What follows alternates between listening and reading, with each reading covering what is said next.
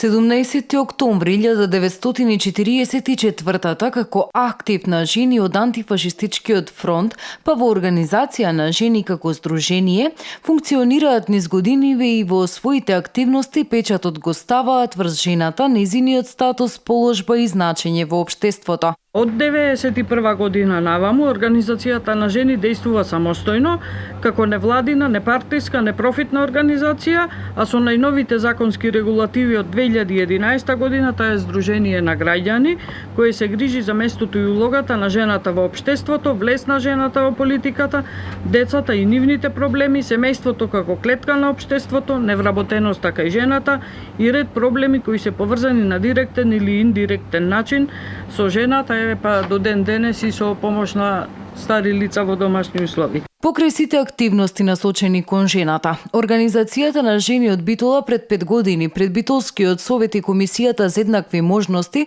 поради состојбата на терен ја отвори иницијативата за сервис за грижа на стари лица. Од 896 семејства, 102 семејства само маж и жена, самци над 65 години се анкетирани, значи во 896 од нив се 102, сама жена 80, сам маж 38 и семејство во кое што има инвалид под 65 години, значи не е старо семејство, туку е со инвалид под 65 години е 24. Значи од 896 анкетирани и обработени семејства,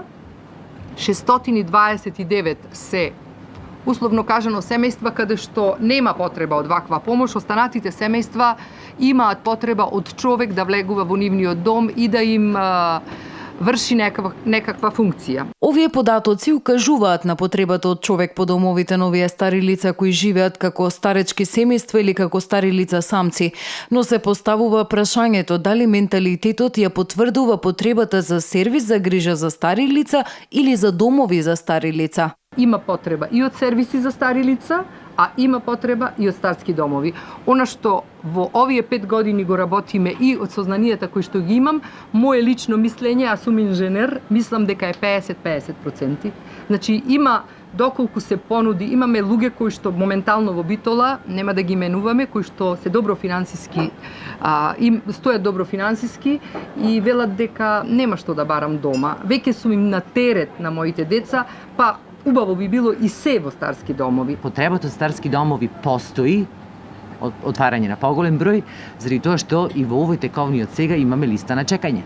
Значи, кога имаме листа на чекање, навистина логично е дека има потреба од нови капацитети. Според анализата која и во иднина продолжува да се прави, неопходни се домови за стари лица кои би се прошириле во дејноста со сервис за грижа на стари лица.